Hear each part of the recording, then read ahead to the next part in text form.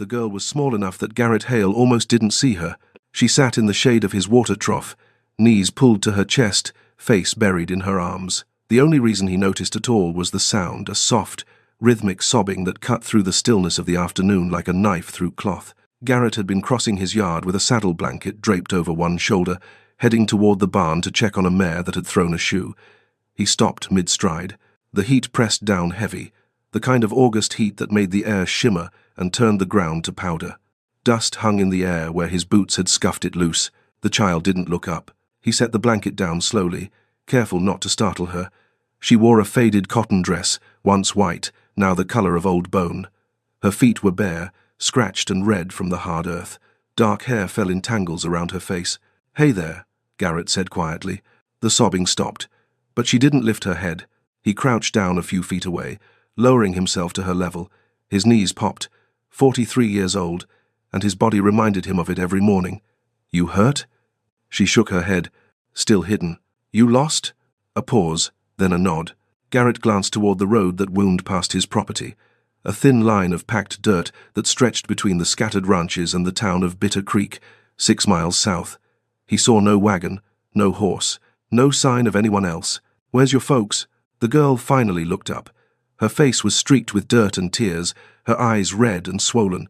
She couldn't have been more than 6 or 7. When she spoke, her voice was so small he had to lean in to hear it. "I found Mama's shoes," she whispered. Garrett frowned. "What?" "I found Mama's shoes." Her chin trembled. "But not Mama." A chill ran through him despite the heat. The girl reached into the pocket of her dress and pulled out something small, clutched tight in her fist.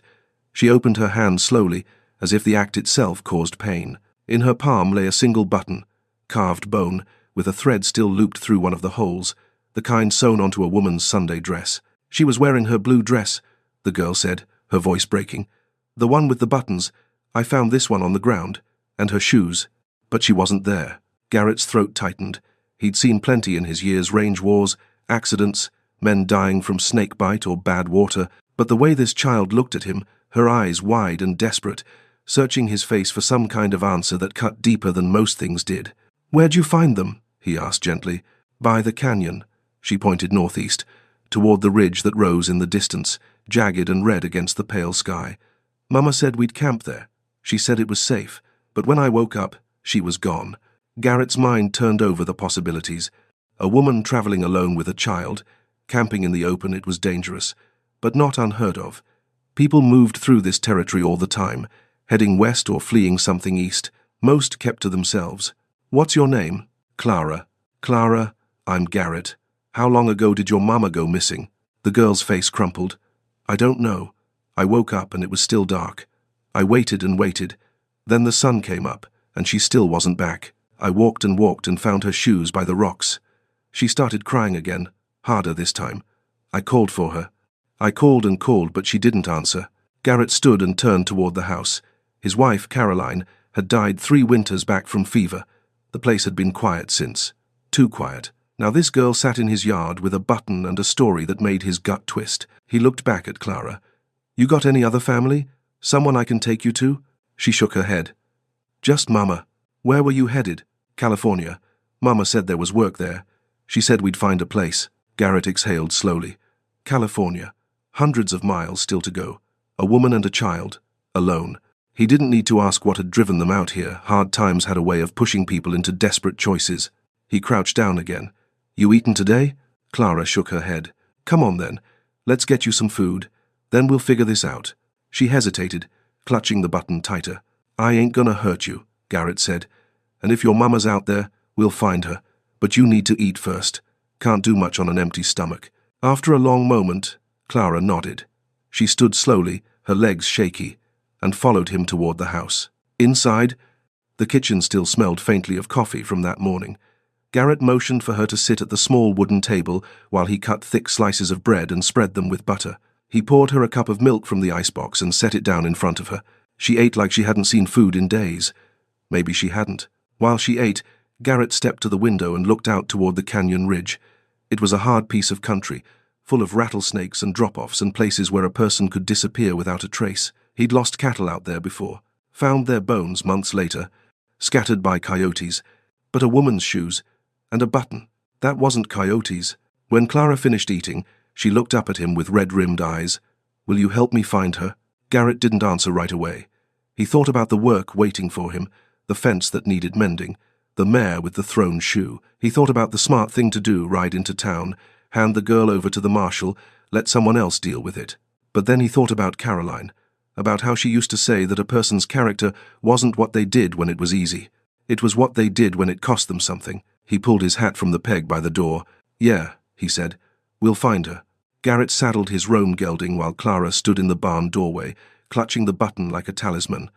The horse stamped and shifted, sensing something off in the air. Animals always knew. You ever ridden a horse? Garrett asked. Clara shook her head. Well, you're about to learn. He lifted her up into the saddle, then swung up behind her. She felt impossibly small against him, her back barely reaching his chest. He wrapped one arm loosely around her to keep her steady and took the reins with the other. They rode northeast, toward the canyon. The land opened up as they left the ranch behind rolling scrub and patches of dried grass, broken by clusters of mesquite and the occasional stunted juniper. The sun had begun its slow descent, but the heat hadn't eased. Sweat dampened Garrett's shirt between his shoulder blades. Clara pointed. There, that's where we camped. Garrett guided the horse toward a shallow depression near the base of the ridge. As they got closer, he could see the remnants of a small fire, long since cold. A threadbare blanket lay crumpled near the ashes, a tin cup on its side. He dismounted and helped Clara down.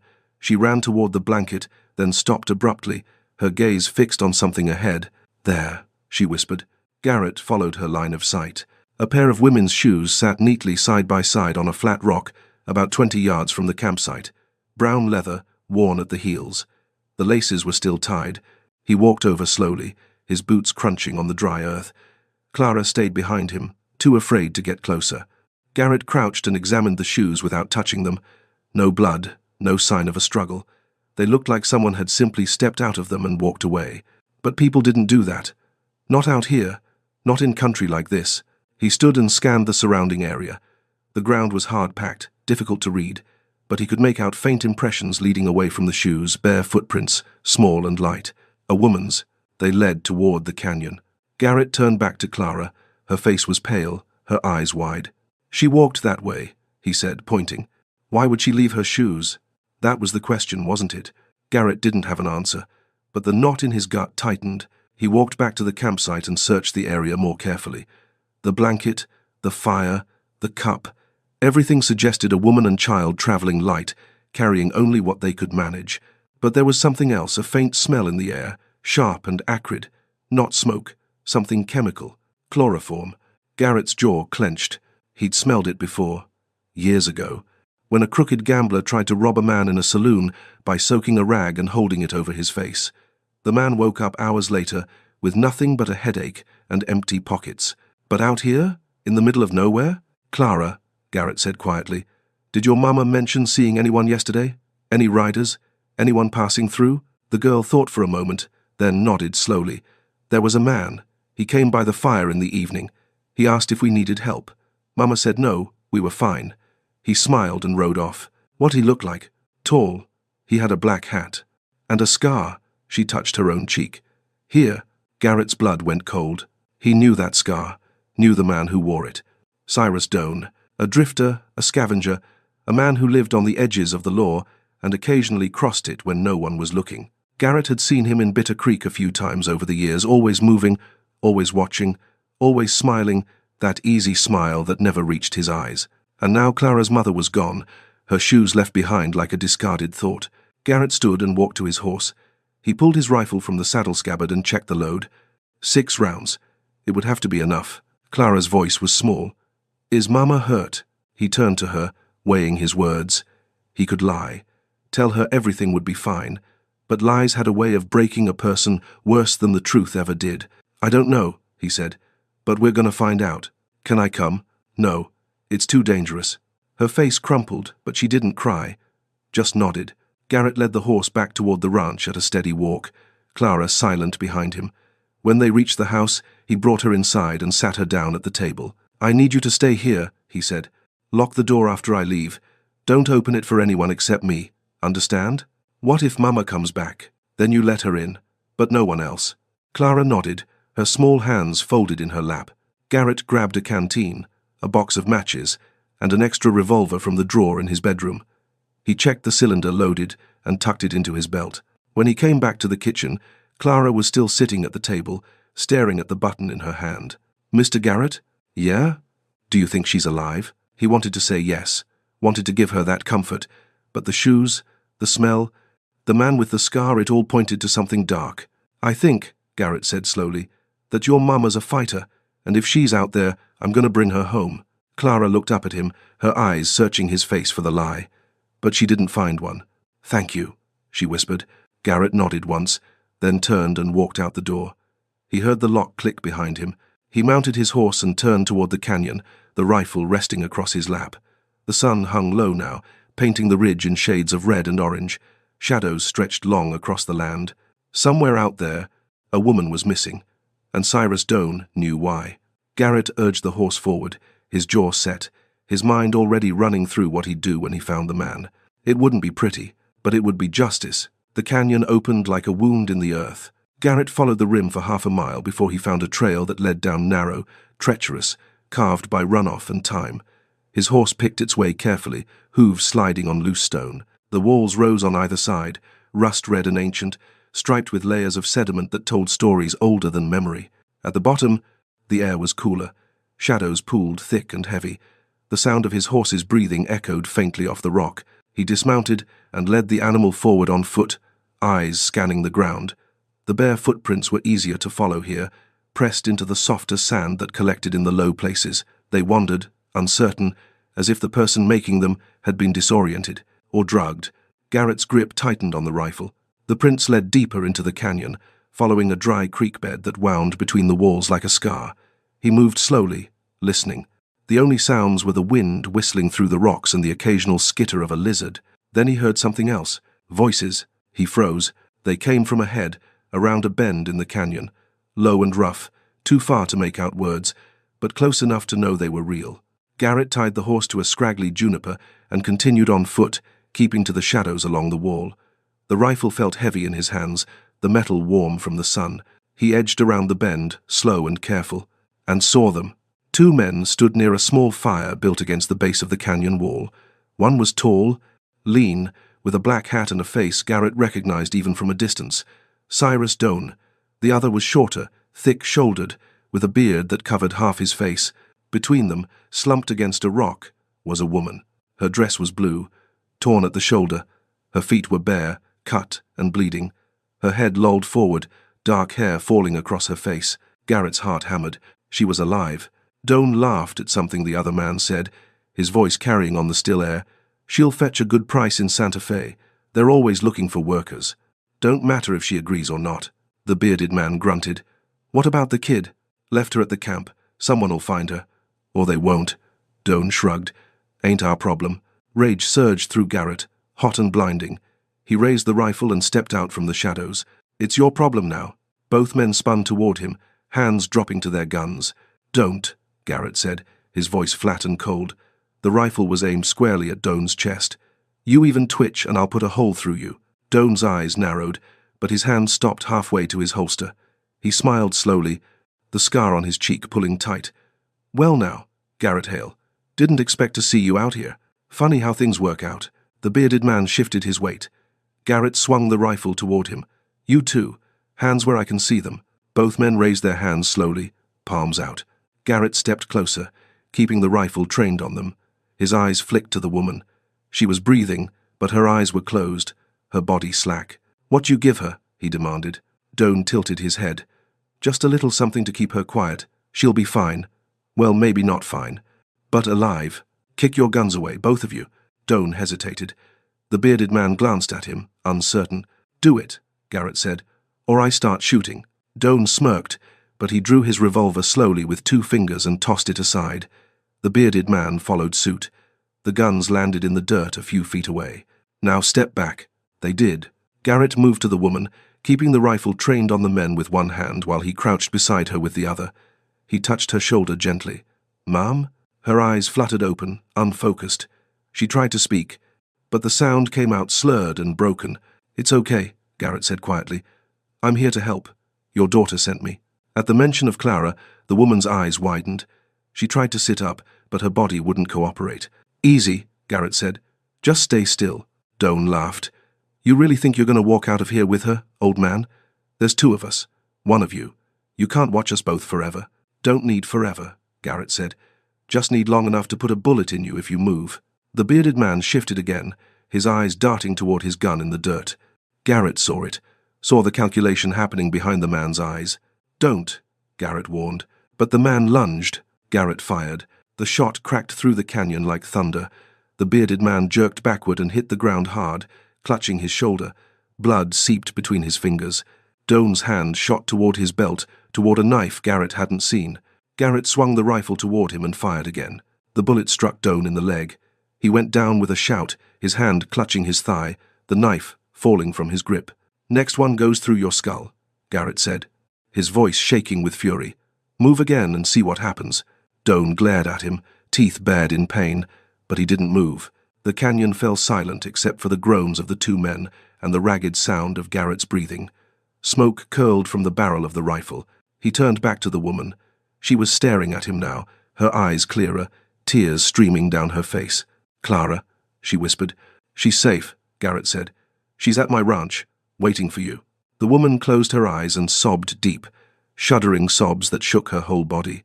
Garrett stood and backed toward his horse, the rifle still trained on Doan.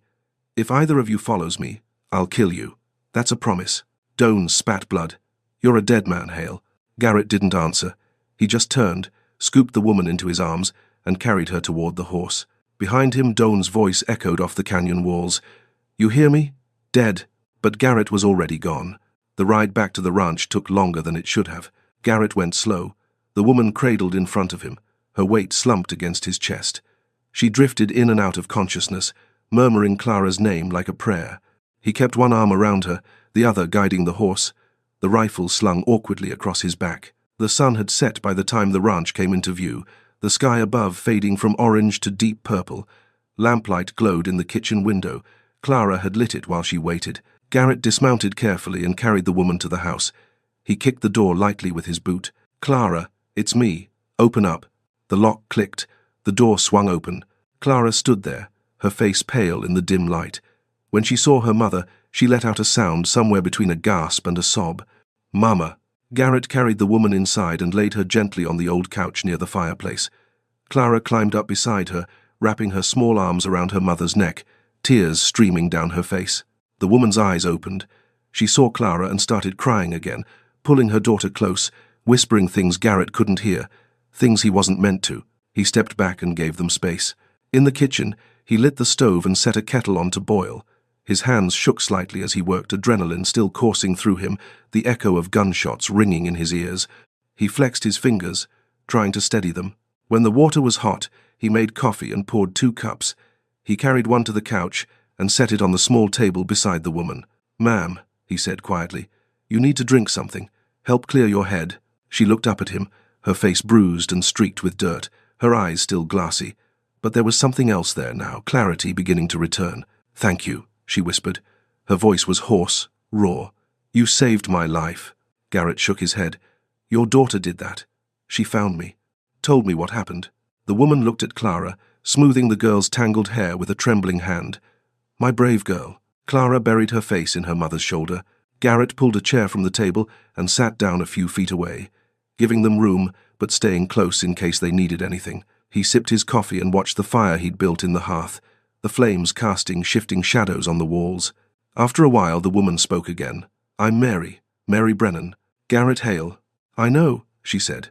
"Clara told me." She paused, her eyes distant. "I thought I was dead. When I woke up in that canyon, I couldn't move, couldn't think. I heard them talking about selling me, like I was cattle." Garrett's jaw tightened. "They won't hurt anyone else." "Did you?" "I shot them. Don't know if they'll live or die. Don't much care either." Mary nodded slowly, as if that answer made perfect sense. Maybe it did. "We were trying to get to California," she said after a moment. "My husband died last year. Fever. We lost the farm after that, couldn't keep up with the payments. I thought if we went west, we could start over, find work, build something." She laughed bitterly. "Stupid, right?" "No," Garrett said, hopeful. There's a difference. Mary looked at him, her eyes searching his face. You live out here alone? My wife passed a few years back. I'm sorry. Garrett shrugged. Life's hard. For everyone. They sat in silence for a while, the only sounds the crackle of the fire and Clara's soft breathing as she drifted off to sleep against her mother's side. Mary stroked her daughter's hair absently, her gaze distant. I don't know what we would have done if you hadn't come. If you just ignored her. Couldn't do that. A lot of people would have. Garrett didn't answer. Maybe that was true. Maybe it wasn't. He didn't think much about what other people would do. He just knew what felt right. You can stay here tonight, he said. Get some rest. Tomorrow we'll figure out what comes next. Mary's eyes filled with tears again. We don't have any money. I can't pay you. Don't want your money. Then what do you want? Garrett thought about that. What did he want? The honest answer was that he didn't know anymore.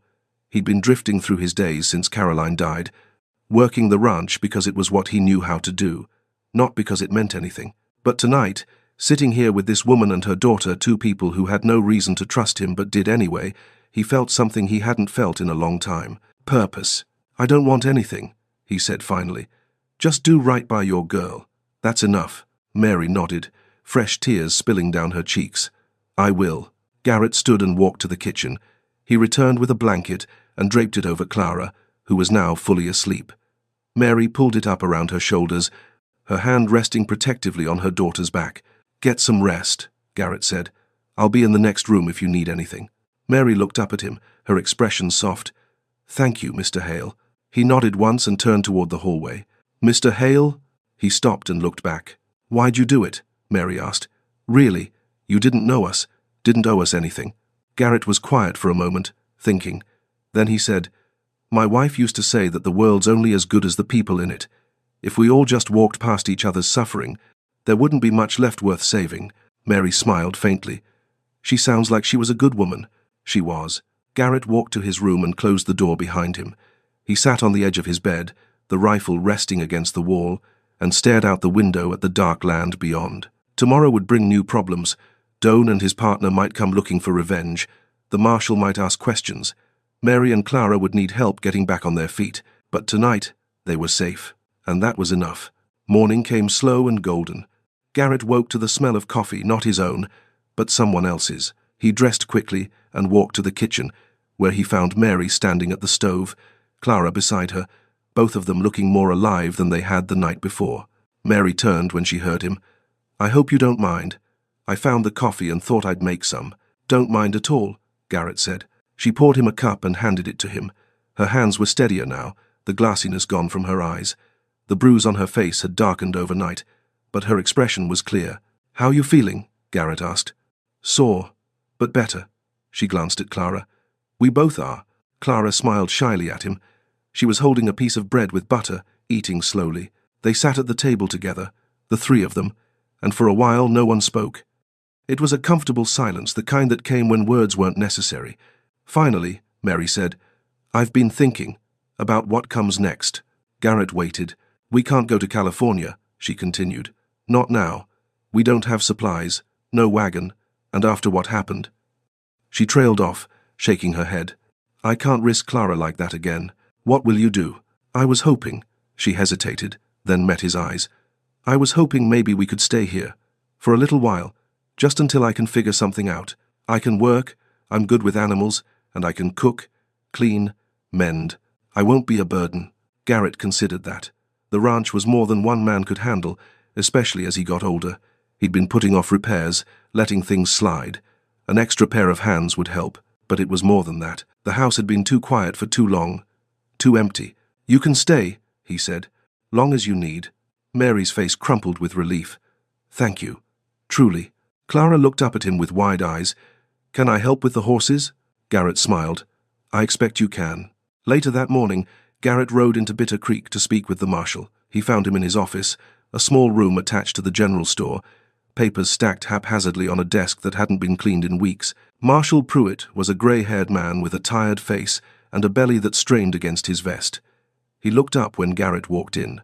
Hale, what brings you to town? Garrett told him. All of it.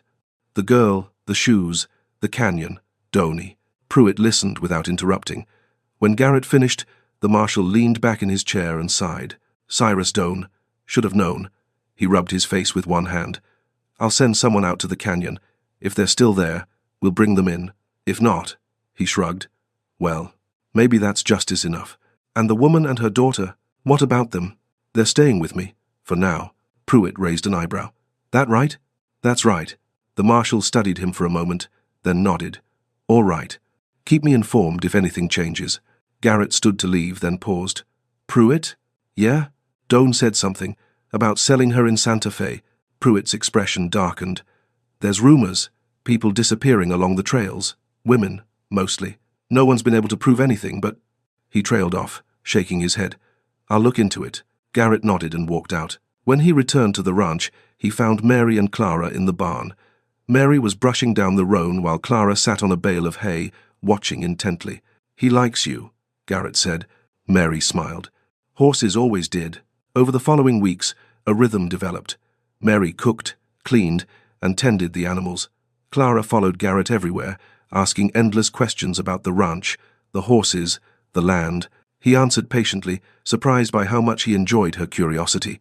In the evenings, they sat together on the porch, watching the sun sink behind the distant hills. Mary would tell stories, some true, some half-invented, and Clara would listen, wide-eyed, until she fell asleep in her mother's lap. One night, after Clara had gone to bed, Mary turned to Garrett. I want you to know, she said quietly, that I'm grateful for everything. But I also want you to know that we're not here to take advantage. When I've saved enough, we'll move on, find our own place. Garrett looked at her. And if I don't want you to move on? Mary blinked. What? This place is big, Garrett said. Too big for one person. Could use someone to share the load. And Clara. He paused, choosing his words carefully. She reminds me what it's like to have life in a house again. Mary's eyes glistened. Are you saying? I'm saying you don't have to leave unless you want to. She looked away, wiping at her eyes. I don't know what to say. Say you'll think about it. She nodded. I'll think about it.